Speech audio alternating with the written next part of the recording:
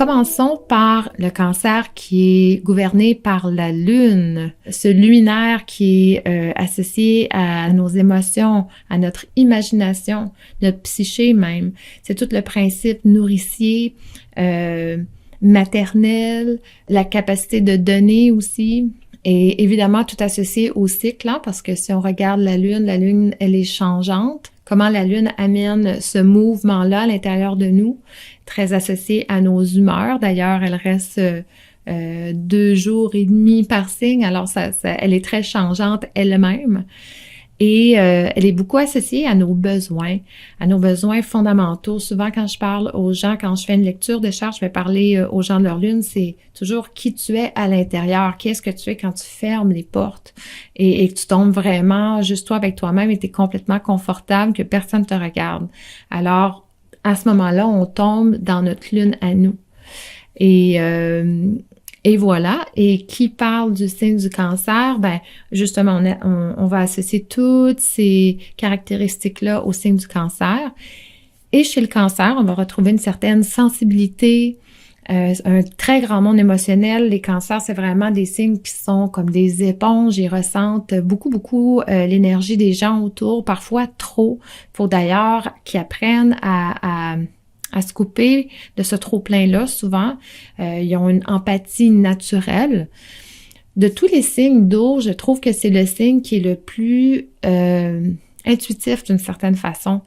Tous les signes d'eau ont une intuition naturelle, mais le cancer, c'est vraiment au niveau de ressentir, là, c'est viscéral, vraiment à l'intérieur de lui, à l'image du crustacé qui le représente, qui est le crabe. Alors, quand on parle du crabe, on a une carapace très dure, mais avec un intérieur très sensible.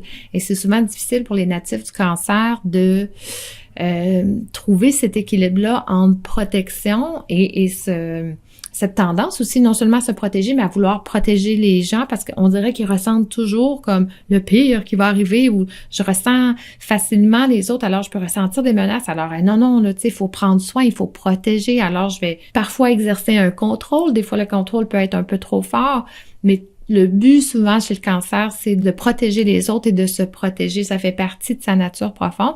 Mais il doit apprendre, bien souvent, à se rassurer lui-même. Ça, c'est une chose. On doit tous apprendre ça. Mais le cancer, il y a comme quelque chose au niveau de toute sa vie intérieure et émotionnelle qu'il doit apprendre vraiment à pas se laisser overwhelmed par toutes ces émotions-là et parfois par son imagination qui est très fertile, justement.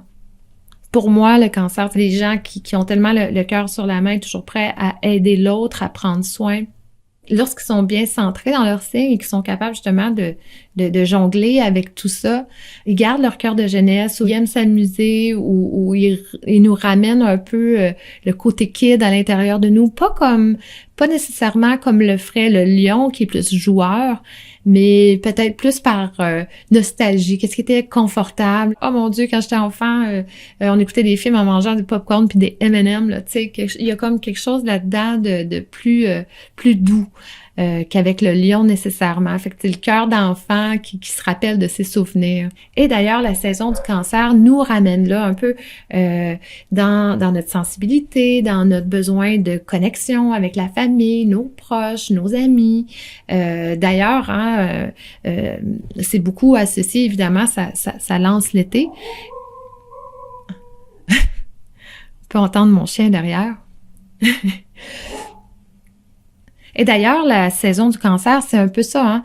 On renoue avec nos proches, notre famille, il fait beau, c'est l'été, il y a comme quelque chose de convivial, on veut connecter avec les gens. En Amérique du Nord, ça correspond aussi à les vacances un peu, à l'exemple du crabe justement qui sort du sable. On cherche à aller à la mer, à trouver de l'eau, on cherche à reconnecter, à se souvenir, à rentrer dans des mémoires et tout ça.